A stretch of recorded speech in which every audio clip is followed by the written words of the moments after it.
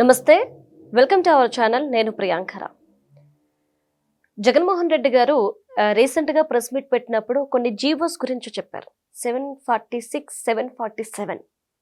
అప్పట్లో రాజశేఖర రెడ్డి గారు హిందువుల రక్షణ కోసం, హిందూ ఆలయాల రక్షణ కోసం తీసుకొచ్చిన జీవోలు. అప్పటి నుండే మా కుటుంబానికి, మాకు హిందువుల మీద భక్తి ఉండేది, గౌరవం ఉండేది అని జగన్మోహన్ రెడ్డి గారు చెప్తున్నారు. ఈరోజు అసెంబ్లీలో చంద్రబాబు నాయుడు గారు అసలు జరిగిన కథ ఏంటి అనేది, వీటికంటే ముందు తీసుకొచ్చిన జీవో ఏదైతే ఉందో రాజశేఖర రెడ్డి గారు దాన్ని చెప్పారు. దాని గురించి ఈరోజు మొత్తం డీటెయిల్స్ అన్ని బయటకు తీశారు. అయితే ఇప్పుడు కొన్ని అనుమానాలు వ్యక్తమవుతున్నాయి. ఎప్పుడైతే ఆ జీవోని తీసుకొచ్చారో అక్కడ హిందువుల వ్యతిరేకత అనేది పెరిగిపోయింది. ఇక్కడ రాజశేఖర రెడ్డి మరణానికి కూడా ఈ జీవోలే కారణమా అనే అనుమానాలు కూడా వ్యక్తమైనాయి. ఈ రోజు దీన్ని తవ్వి తీస్తుందే జగన్మోహన్ రెడ్డి గారు. సో అసలు ఏం జరిగింది అనేది తెలుసుకుందాం. నమస్కారం సార్. నమస్తే. జగన్మోహన్ రెడ్డి గారు ఆ జీవోల గురించి మాట్లాడుండకపోతే చంద్రబాబు నాయుడు గారు ఈ రోజు రాజశేఖర రెడ్డి గారు హిందువుల విషయంలో చేసిన తప్పుని బయట పెట్టుండేవారు కాదు. తన తండ్రి పరువుని తానే తీయడానికి ఎందుకు సార్ జగన్మోహన్ రెడ్డి గారు ముందుకు వస్తున్నారు? ఇప్పుడు తన తండ్రి పరువా లేకపోతే జగన్మోహన్ రెడ్డి గారి పరువా అనేది పక్కన పెడితే, ఆ జీవోలకు సంబంధించినటువంటిది చంద్రబాబు నాయుడు గారు ఇప్పటివరకు ఎత్తలా. కాకపోతే జగన్మోహన్ రెడ్డి గారు 747, 746 జీవోల్లో ఏముంది అనేది తెలియజేస్తూ ఆయన బయట పెట్టారు. దాంతో చంద్రబాబు నాయుడు గారు అసెంబ్లీలో దానికి క్లారిటీ ఇవ్వాల్సిన పరిస్థితి ఏర్పడింది. అయితే దీనికి అంతటికంటే కూడా అసలు వెంకటేశ్వర స్వామి పవర్ఫుల్ ఎలా ఉంటారు అనేది భక్తులందరిలో ఒక అభిప్రాయం ఉంది. ఎందుకంటే ఆ రోజు తిరుమల అనేది 7 కొండలు కాదు 2 కొండలే అని చెప్పి జీవో ఇచ్చారు. ఆ కారణం చేతే పౌలార్కోటలో హెలికాప్టర్ ప్రమాదం జరిగిందని చెప్పి హిందూ భక్తులు చాలామంది భావిస్తూ ఉంటారు. అలాంటి కామెంట్లు కూడా చేసిన వాళ్ళు చాలామంది ఉన్నారు.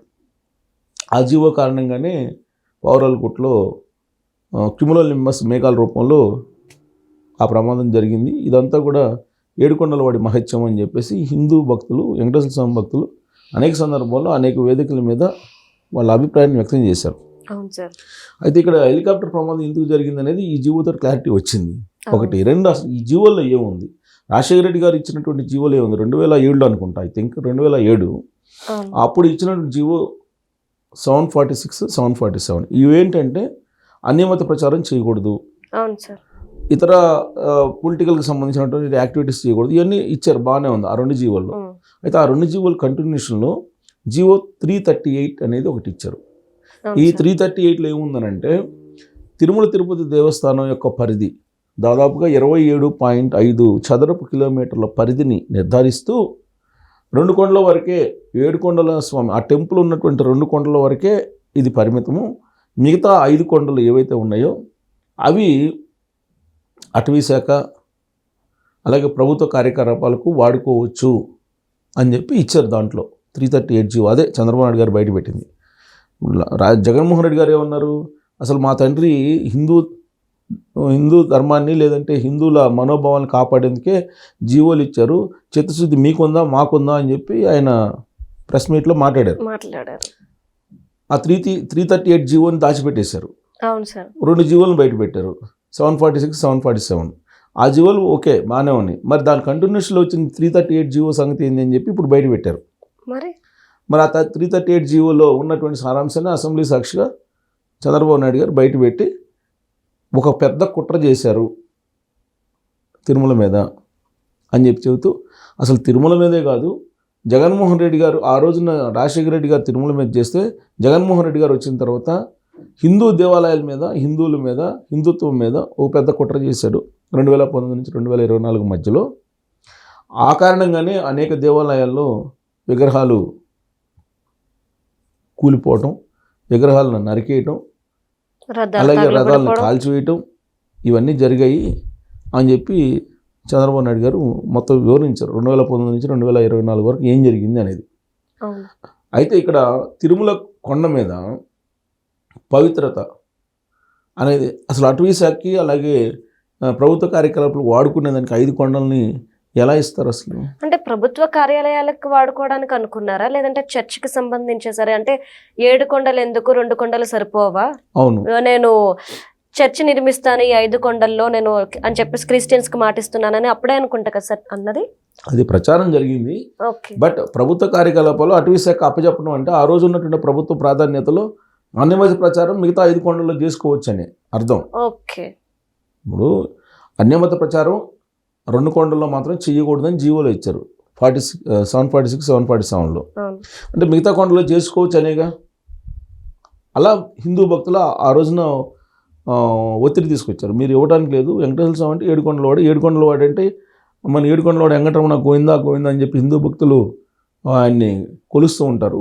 మీరు 2 కొండలని ఎలా నిర్ధారిస్తారని చెప్పి ఆ రోజునే కోర్టుకు వేసినటువంటి వాళ్ళు ఉన్నారు. ప్రజా యుద్ధాలు, ప్రజా పోరాటాలు చేసినటువంటి వాళ్ళు, ఆందోళన చేసినటువంటి వాళ్ళు ఉన్నారు. దాంతో వెనక్కి తగ్గి ఆ జీవోని మళ్ళీ ఉపసంహరించుకున్నారు. జీవోని వెంటనే ఉపసంహరించుకున్నారు. ఎందుకంటే ఇదేదో చాలా ఇష్యూ అయ్యేటట్టు ఉంది అని చెప్పేసి ఆ రోజు జరిగింది అది.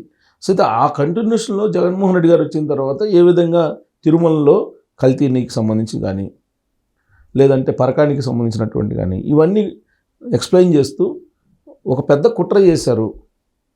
ఈ కుట్రకు కారణం ఏంటంటే జగన్మోహన్ రెడ్డి గారు క్రిస్టియన్ కాబట్టి హిందువుల్ని, హిందూ ధర్మాన్ని, హిందుత్వాన్ని ఆయన బలహీనపరచడం ద్వారా క్రిస్టియానిటీని పెంచేటువంటి ప్రయత్నం చేశారనే యాంగిల్లో చంద్రబాబు నాయుడు గారు ఎక్స్ప్లెయిన్ చేశారు. ఆ సందర్భంగా కొన్ని ఫోటోలు కూడా డిస్ప్లే చేశారు. ఏం ఫోటోలు? వైవి సుబ్బారెడ్డి గారు చైర్మన్, ఆయన సతీమణి బైబిల్ పట్టుకొని ఆవిడ నుంచొని ఉన్నటువంటి ఫోటో ఒకటి అసెంబ్లీలో డిస్ప్లే చేశారు. ఆవిడేమో తిరుమల వెళ్ళి ఏమంటారు, మామూలుగా అయితే అనాథ రక్షగా ఏడుకొండలవాడ గోవిందా గోవిందా ఆయన ఆమెమన్నారు, జగన్ రక్షగా గోవిందా గోవిందా అంటూ టెంపుల్ పర్మిషన్స్లోనే ఆవిడ చేసినటువంటి నినాదాలు, వీడియోలు ఇవాళ కూడా సోషల్ మీడియాలో ఉన్నాయి.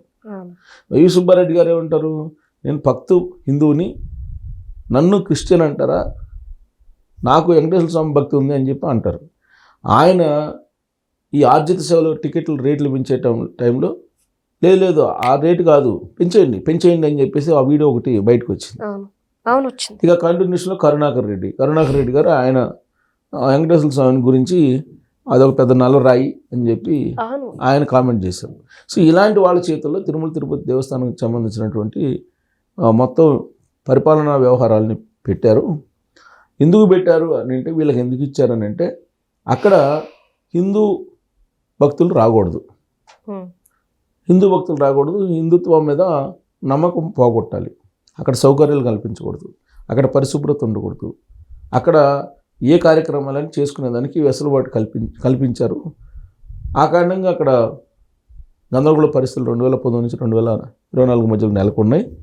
తాము అధికారంలోకి వచ్చిన తర్వాత అక్కడ పవిత్రతను కాపాడుతుంటాం, తన గొంతులో ప్రాణం ఉన్నంత వరకు తిరుమల విషయంలో దానికి పరిశుభ్రంగా ఉండటంతో పాటు అక్కడ పవిత్రతను కాపాడుతాను అని చెప్పి ఆయన ఎక్స్ప్లెయిన్ చేసి, ఎంత దుర్మార్గం చేసి కూడా ఇప్పుడు కల్తీ నెయ్యి విషయంలో ఇంత దుర్మార్గం చేసి అక్కడ కల్తీ నెయ్యి ఉందని చెప్పి తెలిసి కూడా చుక్క పాలు లేకుండా నెయ్యి తయారు చేశారు వీళ్ళు కూడా మళ్ళీ మాట్లాడుతున్నారు. ఈ నెయ్యి కల్తీ నుంచి డైవర్షన్ చేయడానికి హెరిటేజ్ని తీసుకొచ్చారు.